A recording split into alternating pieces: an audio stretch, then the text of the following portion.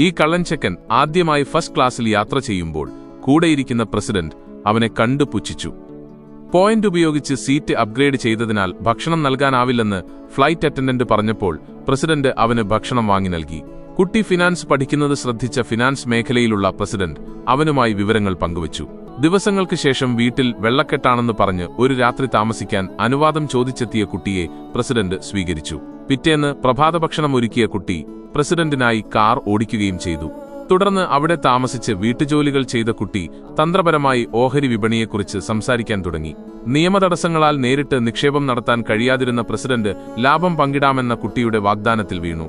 കുട്ടിയുടെ ഐഡിയിൽ joint account തുടങ്ങിയെങ്കിലും പാസ്വേഡും കാർഡും പ്രസിഡന്റ് കൈവശം വെച്ചു.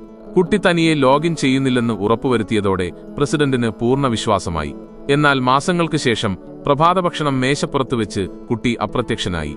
നിങ്ങളുടെ രഹസ്യങ്ങളെല്ലാം എനിക്കറിയാം, എന്നെ അന്വേഷിക്കണ്ട എന്ന കുറിപ്പാണ് പ്രസിഡന്റിന് ലഭിച്ചത്. അക്കൗണ്ട് അപ്പോഴേക്കും ഇല്ലാതായിരുന്നു. കുട്ടിയുടെ തിരിച്ചറിയൽ രേഖയില്ലാതെ അക്കൗണ്ടിലുണ്ടായിരുന്ന $20 മില്യൺ തിരിച്ചുപിടിക്കാൻ കഴിയില്ലെന്ന് ബാങ്ക് വ്യക്തമാക്കിയതോടെ പ്രസിഡന്റ് ചതിക്കപ്പെട്ടുവെന്ന് തിരിച്ചറിഞ്ഞു.